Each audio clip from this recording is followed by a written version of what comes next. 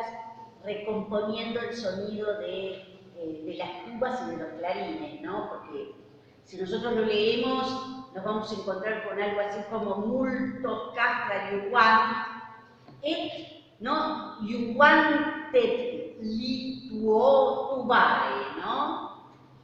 Iuan et lituo tubae. Observen cómo tenemos ese sonido tú que vamos a tener un encabalgamiento en el verso siguiente hasta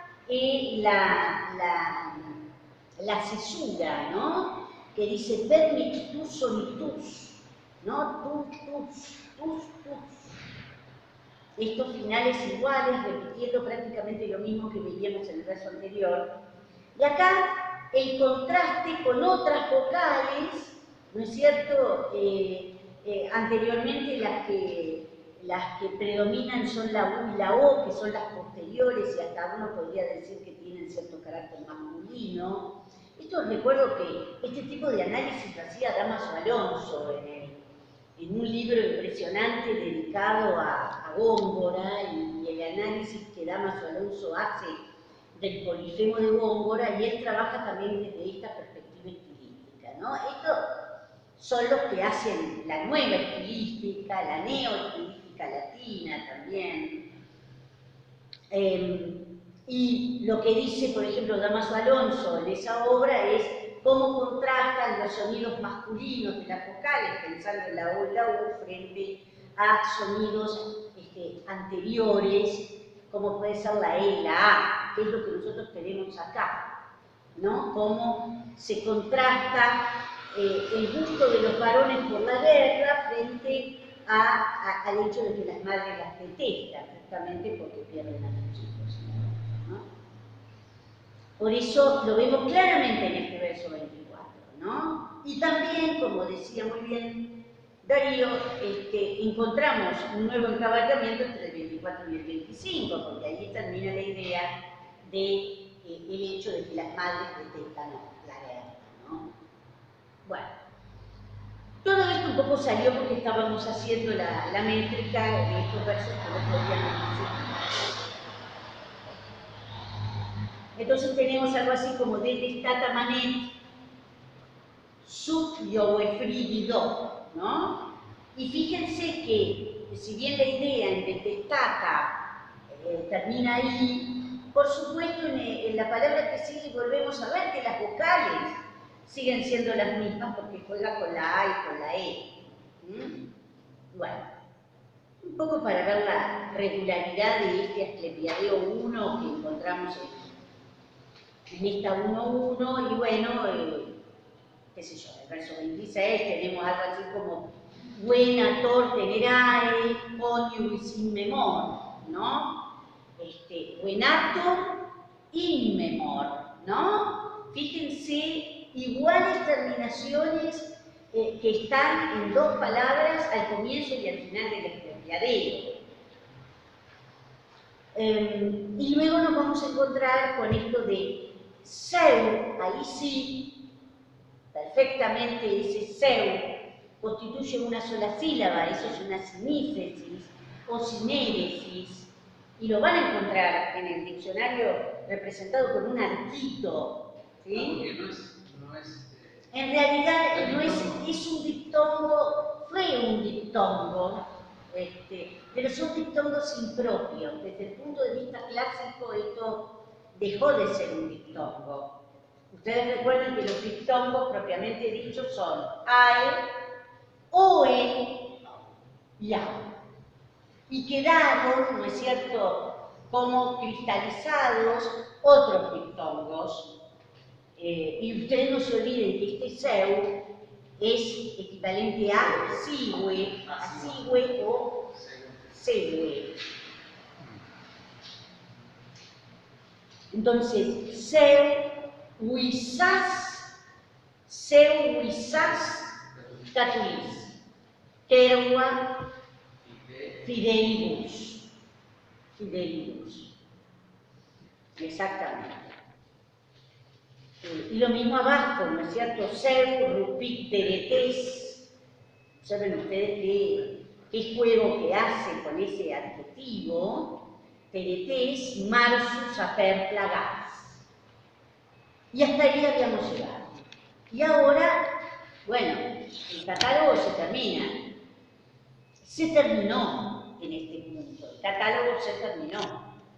Ahora va a referirse a él, ¿no?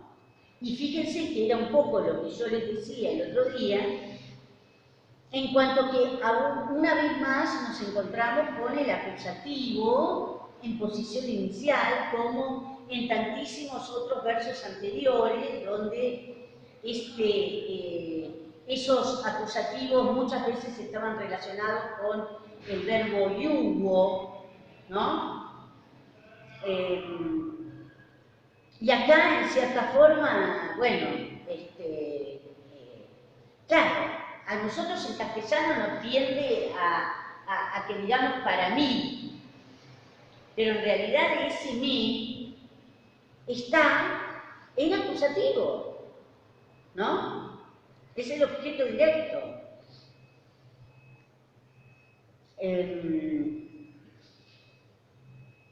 Y tenemos, evidentemente, todo un sujeto que tiene como núcleo la palabra ederae. Por supuesto que él viene trabajando, observen ustedes arriba, en el mismo lugar teníamos el adjetivo teretes, y en el mismo lugar, en el verso siguiente, tenemos ederae. Es decir, hay toda una serie de resonancias iguales o muy semejantes, por cierto.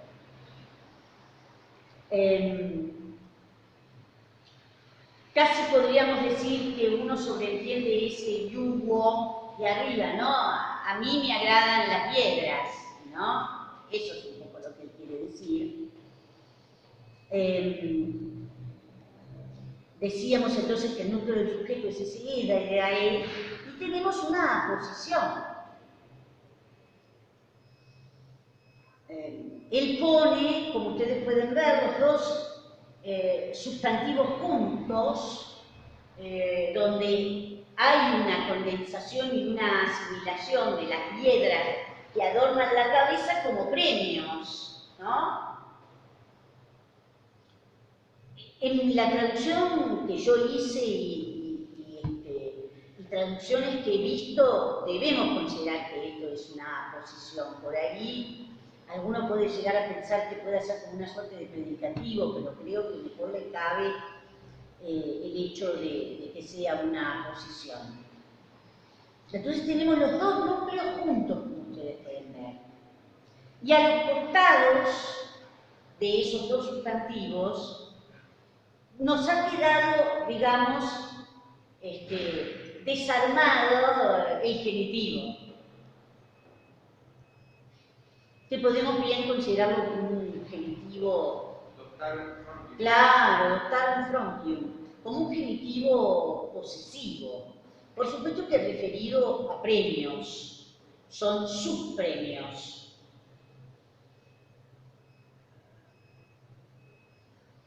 Yo les hice, bueno, una notita. Ahora yo después les voy a mostrar algunas cosas que pueden leer. Yo les puse,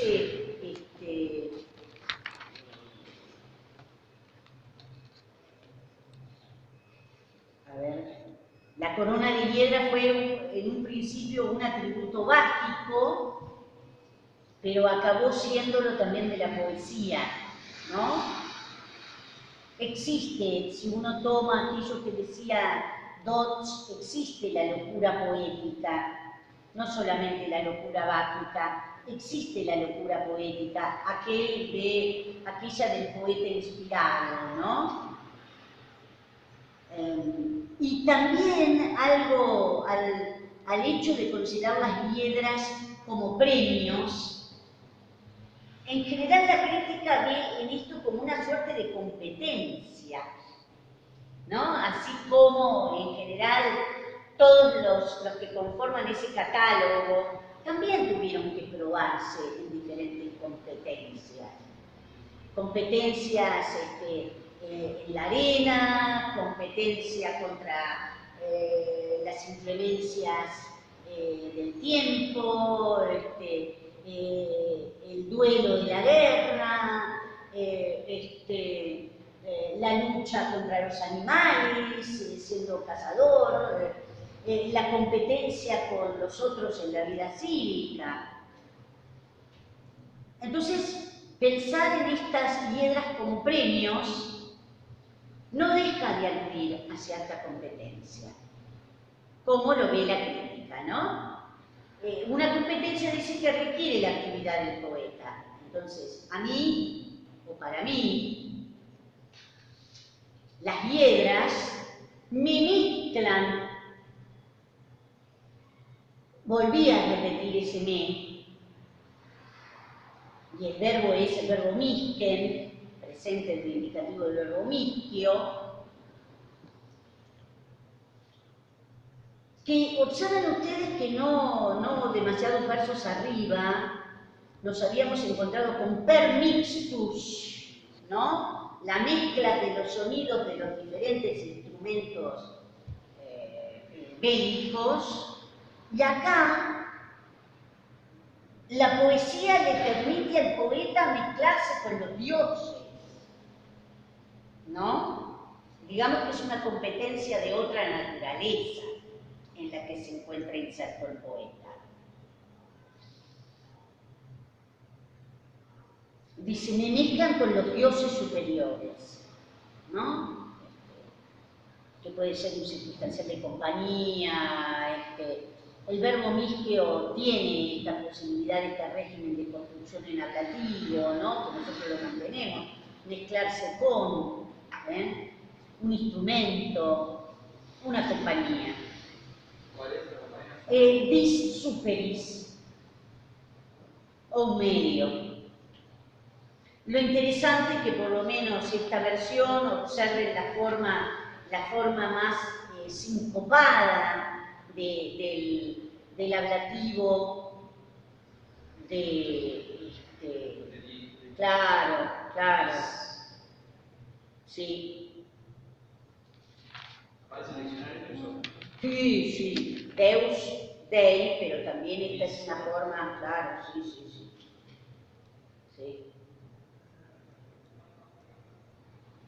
Con los dioses superiores.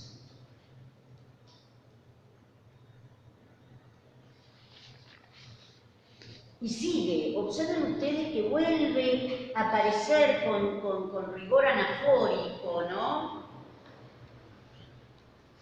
Ese me. Es decir, hay una vuelta sobre sí mismo, la mirada sobre sí mismo, y se pone, digamos, en competencia frente a todo lo anterior, ¿no? Como ustedes pueden ver.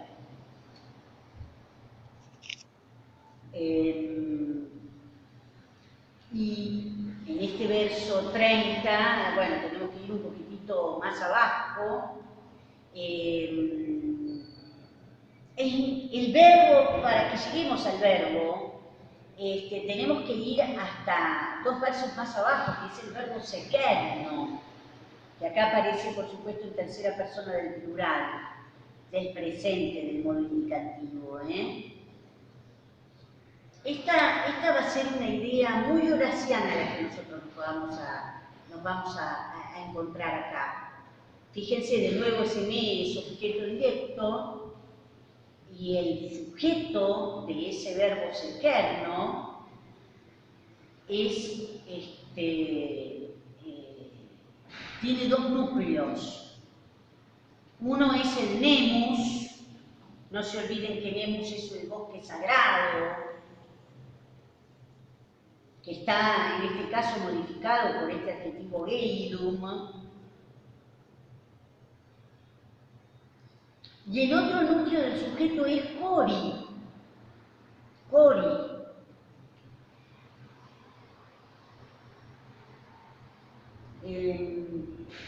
Y a su vez, por supuesto, ustedes ven acá este fue, el típico, que está, ¿no es cierto?, estableciendo la relación con el anterior núcleo del sujeto, ¿no?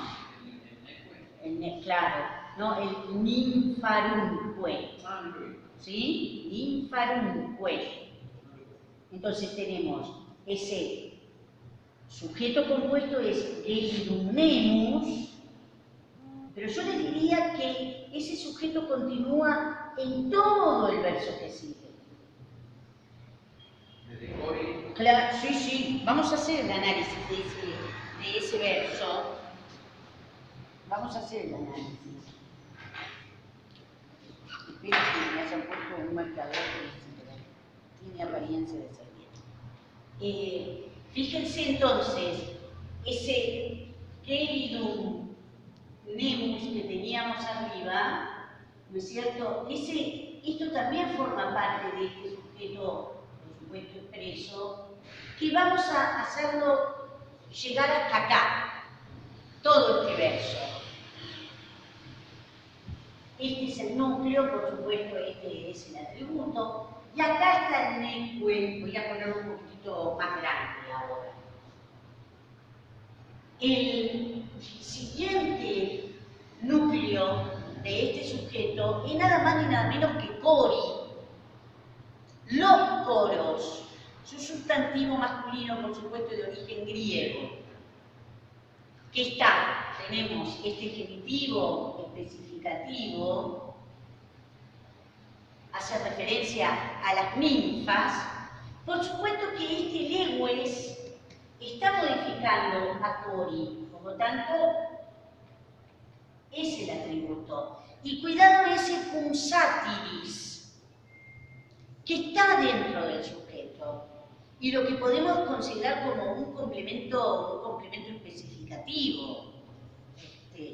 No le pongan circunstancial de compañía, porque en realidad estamos en una construcción que no deja de ser el sujeto. Es un complemento preposicional. Es un complemento preposicional. Entonces, por eso, a mí, el gélido, frío, bosque sagrado, quiero decir. Claro, y los livianos coros de las ninfas con los sátiros,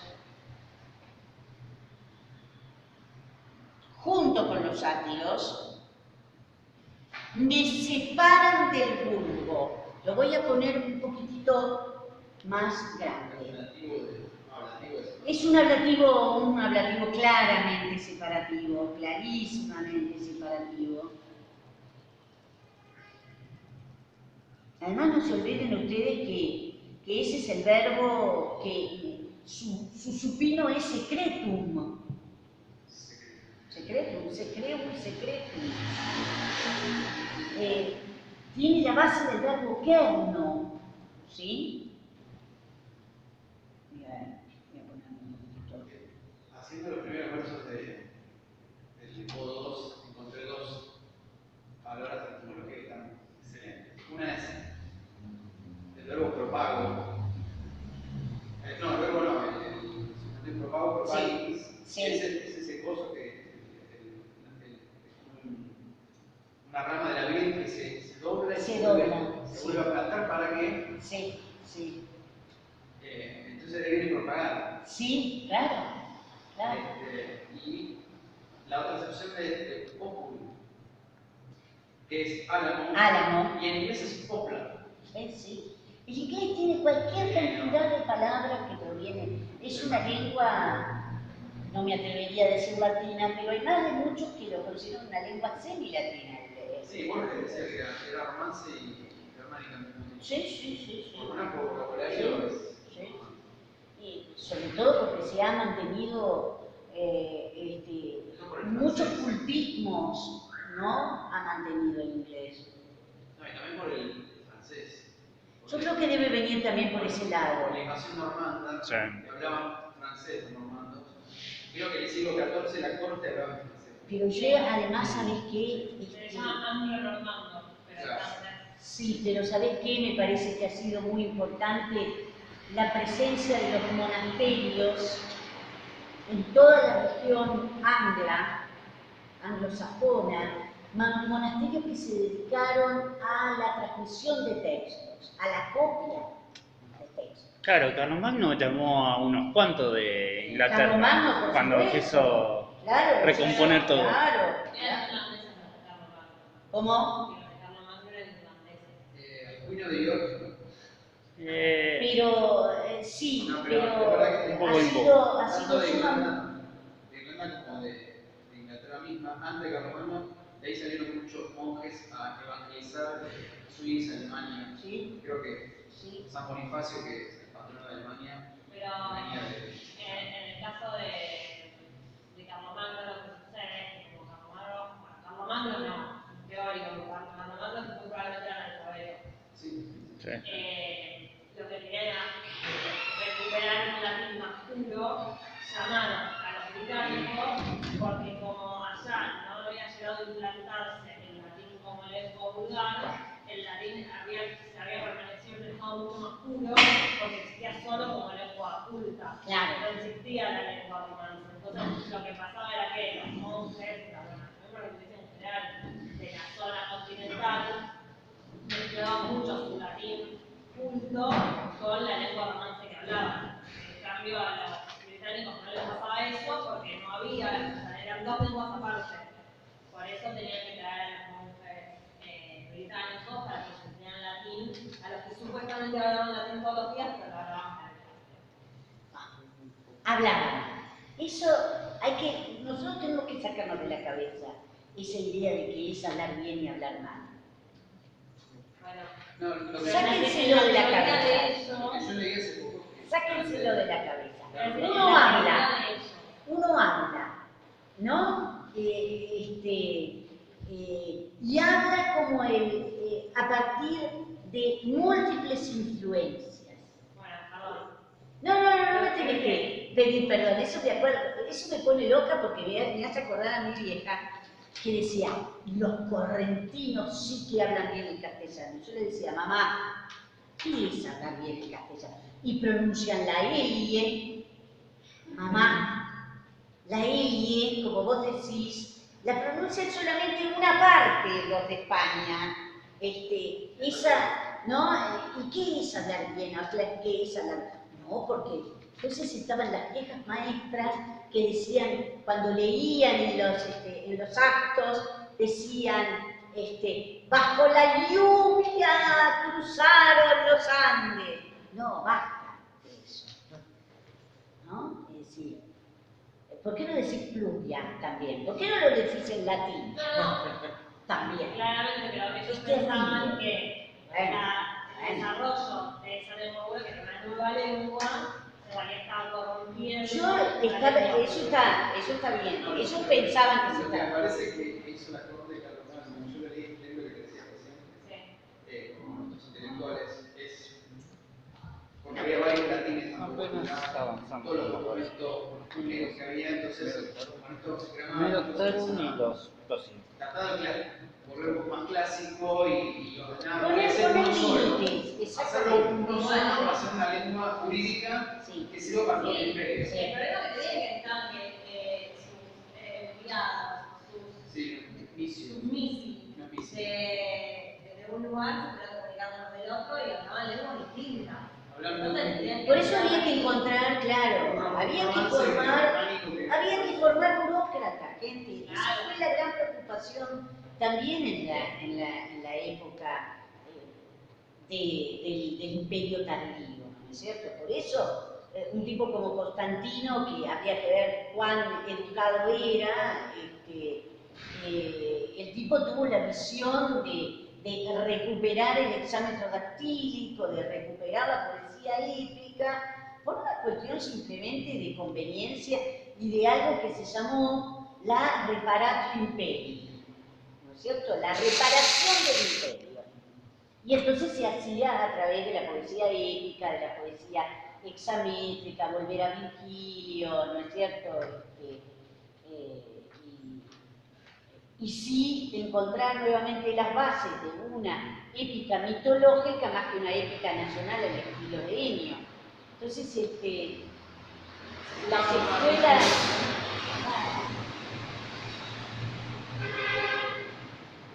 Horror. ¿Qué decías? No, que necesitaba un izquierda. Obviamente. Obviamente, pero claro que sí, claro que sí, claro que sí.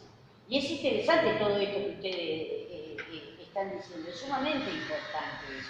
Que además nosotros en filología, que a veces somos tan cuadrados, que solamente miramos a ver la variante, ¿por qué no nos ponemos a pensar que hay tantas ediciones, tantos manuscritos que proceden de determinada parte?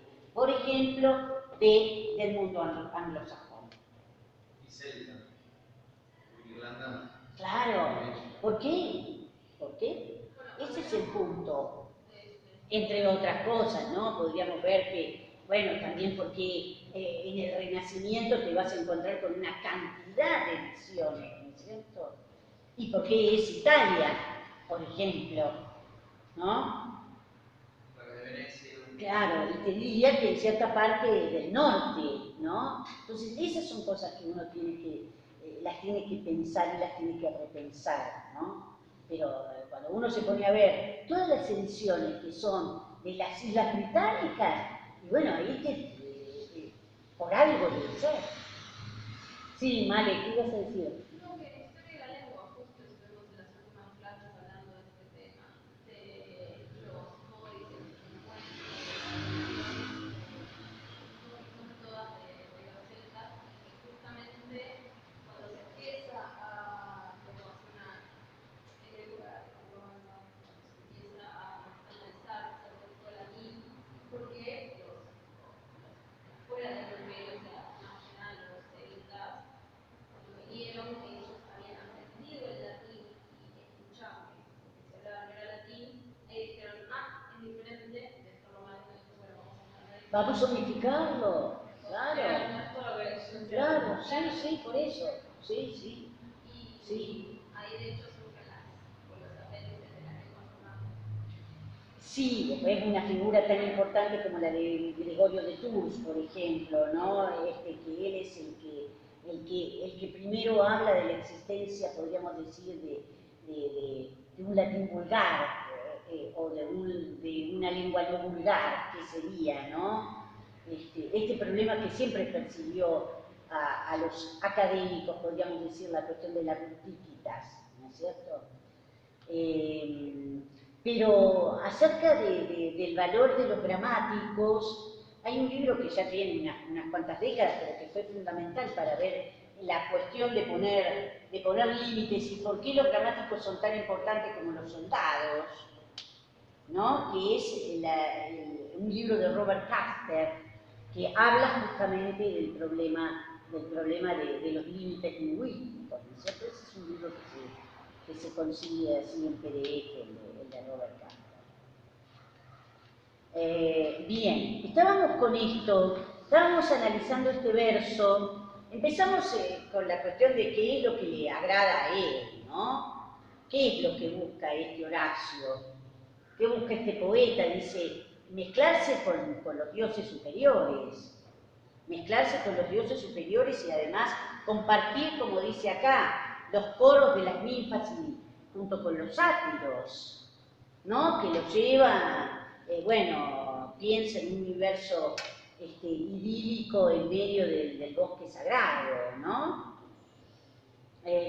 Nada, una notita que yo les había puesto con respecto a este Cori, bastante larga, por cierto, porque algo de eso hasta el propio Lucrecio lo dice, ¿no? Cuando él hace una defensa de la poesía. Pero bueno, nada, esto de que las ninfas, si bien eran divinidades menores, bla, bla, bla, estaban vinculadas a los bosques, a las fuentes, que es un poco lo que nosotros encontramos acá, y los sátiros, como las ninfas, formaban ese cortejo dionisíaco, ¿no es cierto?, ese cortejo báquico, y decíamos que las éderas y las hiedras también aparecían relacionadas con lo báquico, ¿no?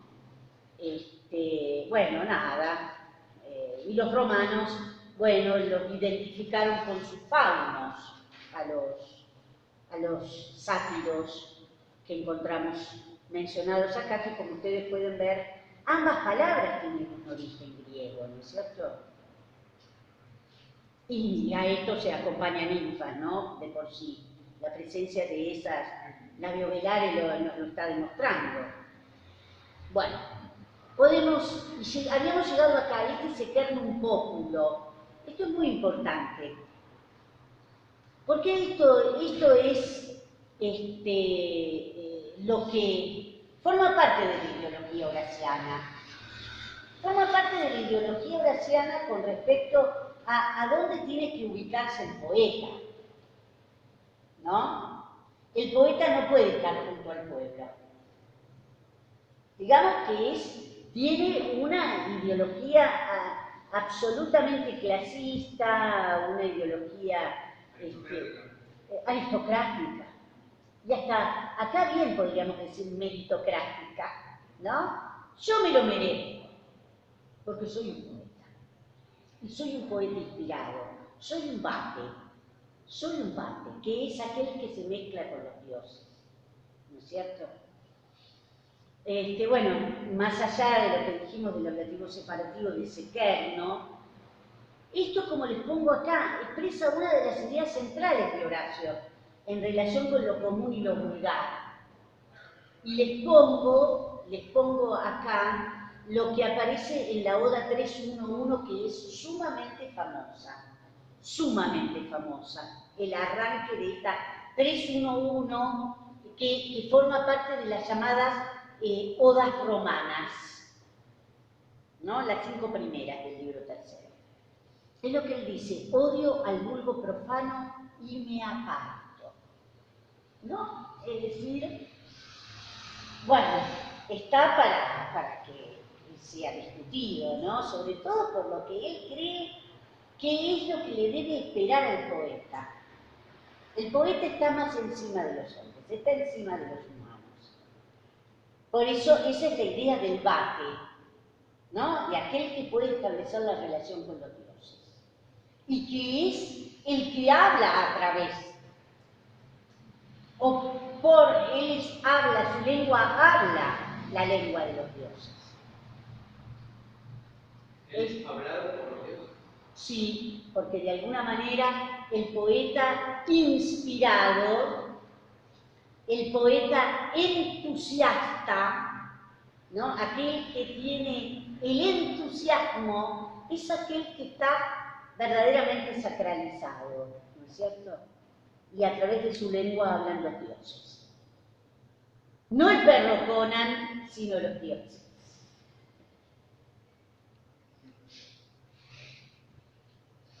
Bueno, este comienzo, esta idea del odio al vulgo profano y me aparto, y lo que busca es que no se le confundan las voces cacareantes del pueblo desde una posición muy aristocrática de Horacio, que no sé cuál aristócrata era, de aristócrata no tenía nada, pero bueno, él consideraba que los poetas debían ser. Bueno, al final no está tan lejos de la realidad de Horacio, de su hábitos. No, sí. Podríamos pensar a ver qué pasa con la métrica en estos versos que hicimos, sobre todo porque después él va a hablar acerca de determinadas musas, ¿no?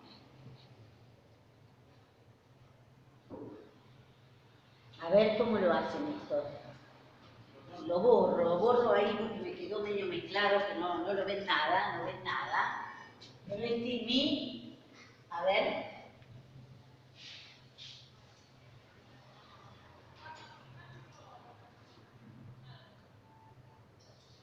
Ojo, ¿no? Ojo.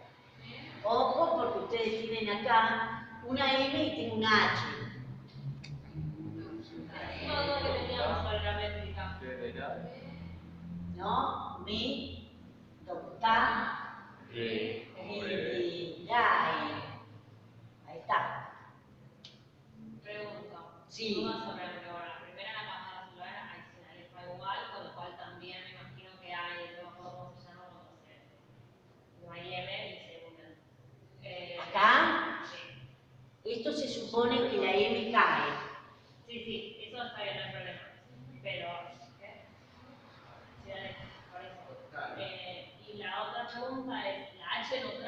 No, jamás, de los jamases. Fantasma. No existe, no existe. Teníamos algo. ¿No? Era un espíritu que se fue. Era un espíritu, pero se las tomó. Sí. Sí, 2000 años. Trae mi afronti. Bueno, esta en realidad es una breve, ¿no? Trae mi afrontium. Por supuesto que juega con esto, ¿no? Ederae trae mi afrontium.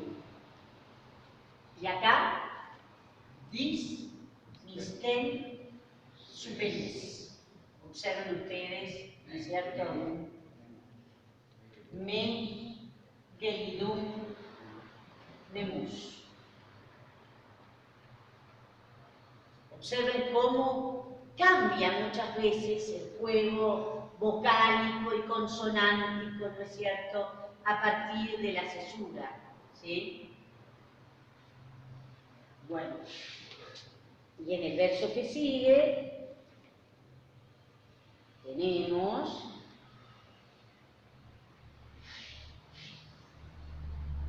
ojo con esto, ¿no?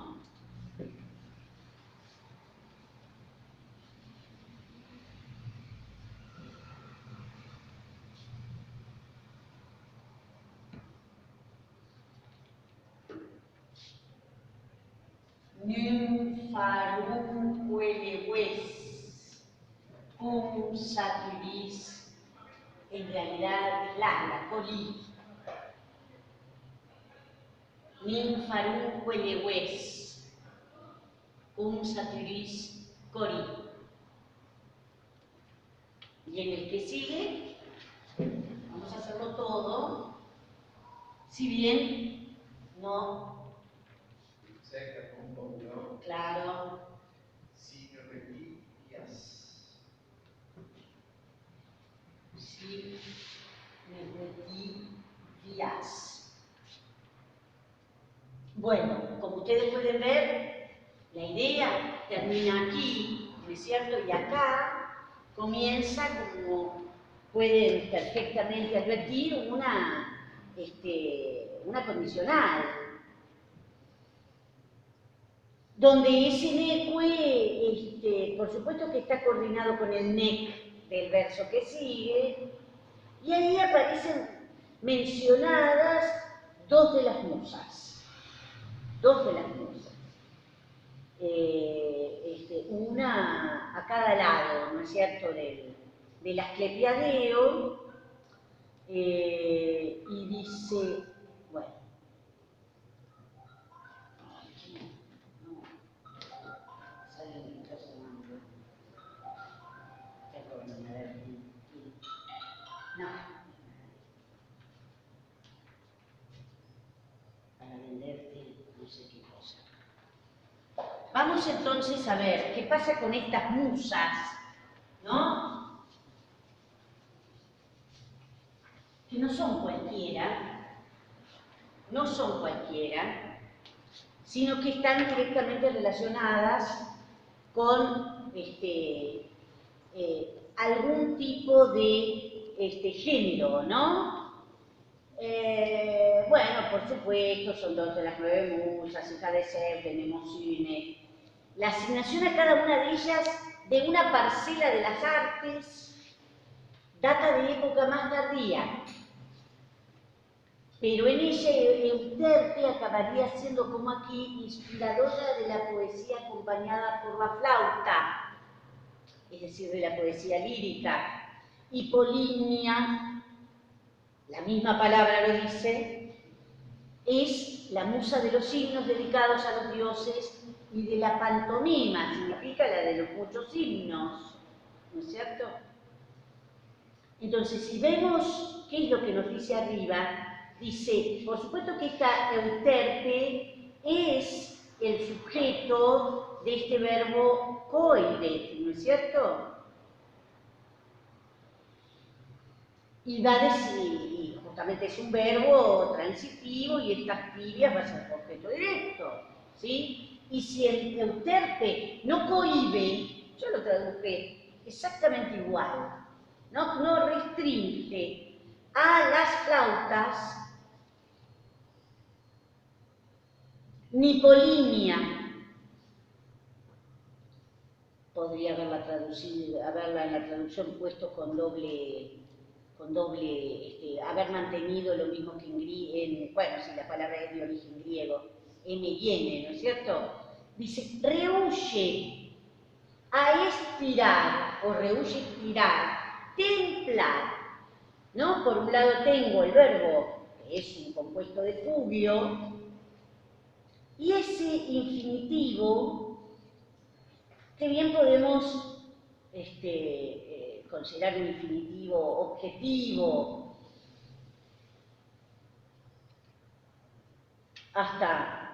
podría hasta tener un matiz final, por supuesto que es un infinitivo del verbo tendo, y ustedes piensen que lo que se hace cuando se estira una cuerda o cuando se templa una cuerda, precisamente lo que se hace es estirarla. ¿Sí? Y acá aparece la referencia a la cítara, que la palabra que nosotros tenemos acá es barbiton. La cítara-lepia, que es más o menos como todo el mundo pretende traducirlo, ¿no? Bueno, lo que consideran los críticos que lo que está haciendo Horacio es referir a sus antecesores, a sus modelos, ¿no es cierto? Quienes son fundamentalmente Safo y Alceo, ¿no? Que son los líricos eolios. Por supuesto, los dos nacieron en Lesbos, bueno, ahí les digo dónde están. Este sustantivo que aparece acá dice acusativo a la griega, que ustedes ven morfológicamente hablando, porque tiene una N, es barbitos barbiti, es un préstamo, que se les dice que es un instrumento musical que se lo suele confundir con la lira. Yo acá les puse algunas imágenes. Horacio lo está llamando lesbio directamente y le está adjudicando la invención a Alceo, que es lo que nosotros tenemos acá, ¿no? Yo les voy a mostrar, desde el punto de vista sintáctico no, por supuesto que el barbitón lésbico o lesbio, acá le puse cítara, que no sé si sería un equivalente. Por supuesto que este lesbo, un barbiton, está modificando a tendere, ¿sí? Es el objeto directo de esa construcción de infinitivo, ¿no es cierto? Que puede ser perfectamente un infinitivo objetivo. Bueno, les muestro. Sí. Legom. Parece un genitivo plural. Sí, pero lo que pasa es que esto se da en muchas palabras que provienen del griego, que al ser latinizadas te encontrás con este problema. Antes lo habíamos visto en uno más arriba. A ver dónde era que estaba. Mirá. Acá había una, si mal no recuerdo. O puede ser en propersio, me parece. En propersio estaba. Sí, sí, es verdad. Sí. Bueno. Voy a mostrarles acá unas imágenes que había. Estas las imágenes de los instrumentos. Esto es lo que podría llegar a ser un baritón, que en general se lo traduce por cítara. ¿Sí? Esta es una imagen de una ánfora. ¿Sí? La cítara no viene con Es que un cuerpo, digamos. sí. Esto es un arco, más fácil de abrir. Por eso dice que se lo suele confundir con la lira. Pero bueno.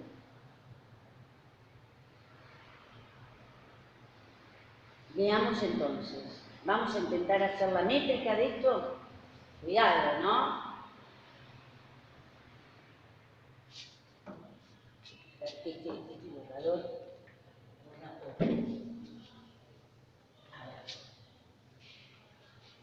Cuidado con estos sustantivos que provienen del griego, ¿no? Esto que puede darnos una idea de que puede ser breve, es largo porque proviene de una eta griega.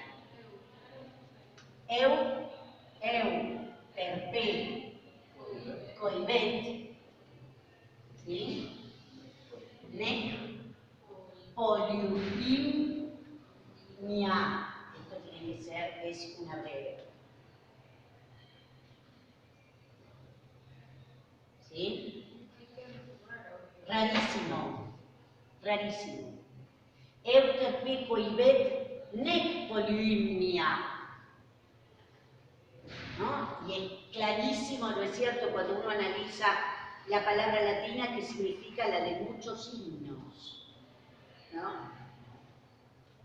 Y vamos les, y acá tenemos que separar, ¿sí? Esta también es una palabra de origen griego. Les boun refugit.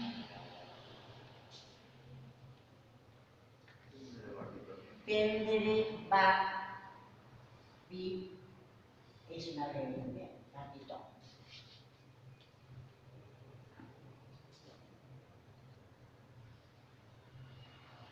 Vamos a ver los versos que siguen y hacemos un recreído.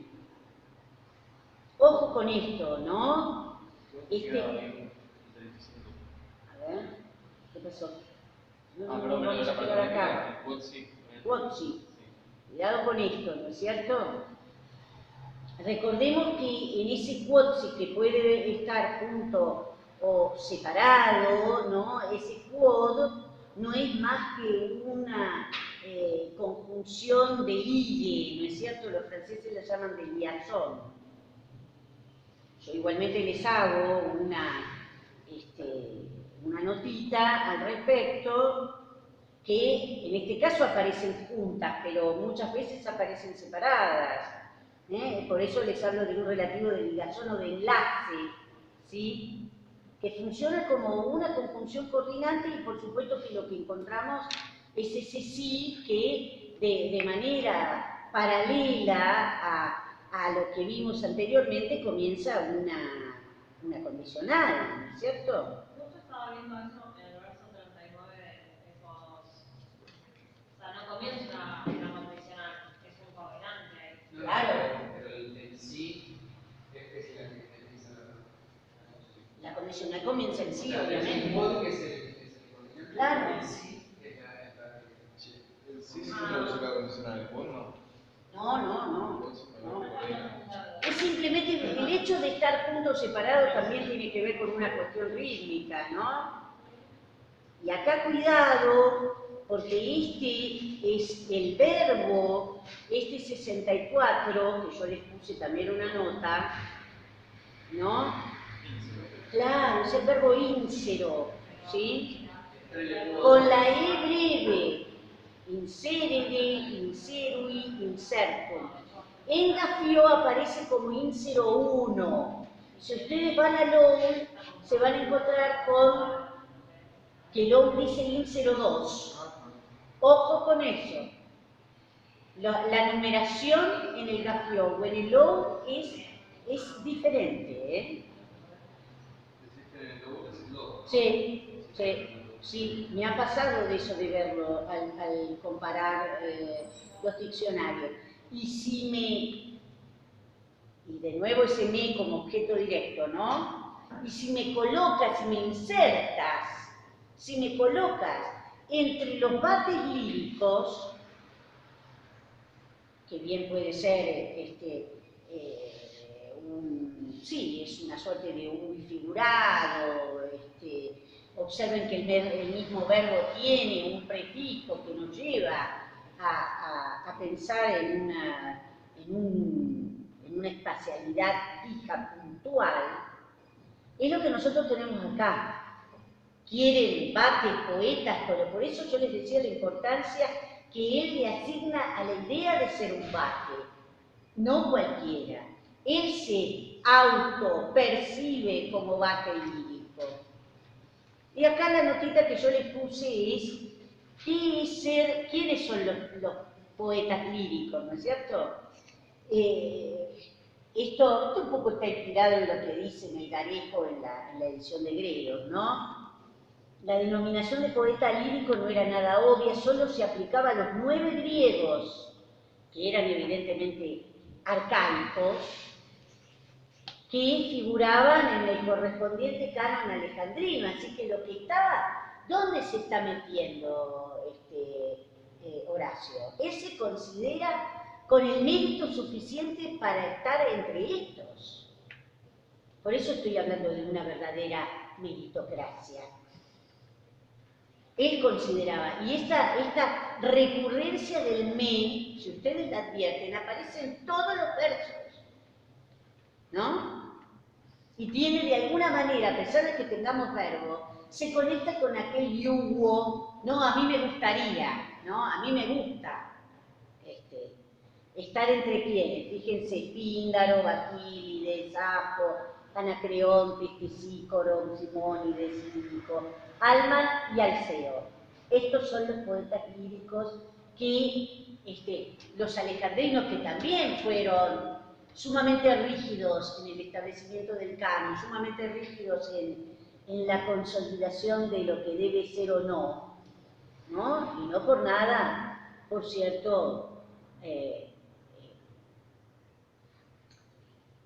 Horacio quiere ser reconocido entre estos, ¿no es cierto? Bueno, y esta última parte es en la que dudan muchos y muchas.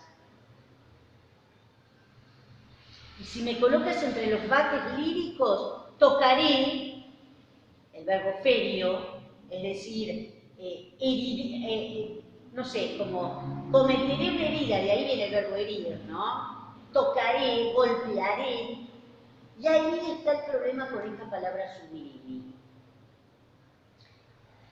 La nota que yo les puse tiene que ver con que en algunas traducciones, algunos estudiosos que se detienen en este poema consideran como que sublime puede ser entendido como una sustantivación en lo sublime, como si fuera un locativo.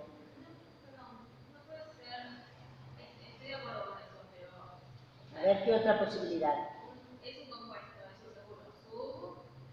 Más limo. Sí. Sí, pero no. No. En todo caso, la otra interpretación que muchos hacen, que además la hemos visto en tantísimos versos, donde pone el atributo y el sustantivo al comienzo y en la última parte del verso, que es concordando, mejor dicho, con Huertique. De hecho, Camilo tiene un verso que hace como sublimo, no recuerdo si es árabe.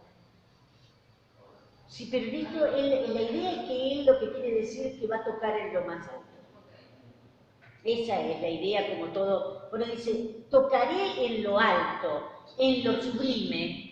Y aparte, observen ustedes que va de abajo hacia arriba, ¿no? Ese sub me lleva a eso, de abajo hacia arriba. Tocaré en lo alto las estrellas, sidera, objeto directo, Hesperian. Regido por Limi jamás, ¿no?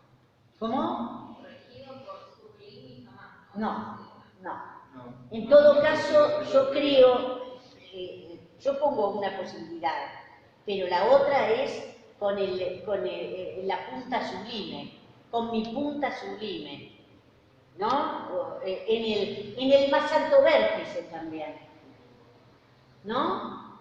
Esa es también la otra posibilidad. Entonces ven Huertique como si fuera con la punta de mi cabeza, como que el tipo ha llegado al límite del universo, al límite del cielo, y que lo está tocando. Me recordaba el pasaje del canto 8 de Odiseo, cuando está en la corte de los pedaces y dice, mi pleo llevaste al cielo.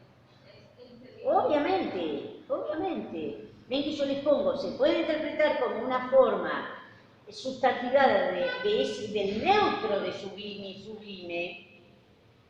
y en otras traducciones se lo analiza como atributo de Huertique, ¿no? Con mi cabeza sublime, con la punta de mi cabeza sublime. Bueno, y nada, lo que ustedes pueden encontrarse con el verbo ferio que solamente tiene infecto, como ustedes pueden ver. Así que nada más ni nada menos todo lo que este tipo está diciendo sobre sí mismo, ¿no? Hagamos la métrica de estos dos versos y hemos terminado la 1.1. Es muy simple. Estamos acá. Es muy simple.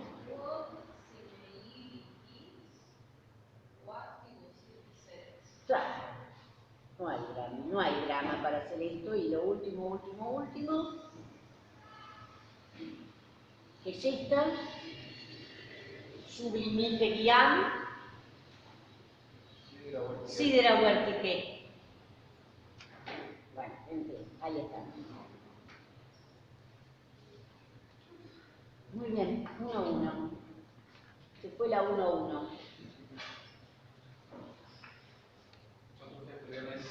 Vemos ahí. Sobre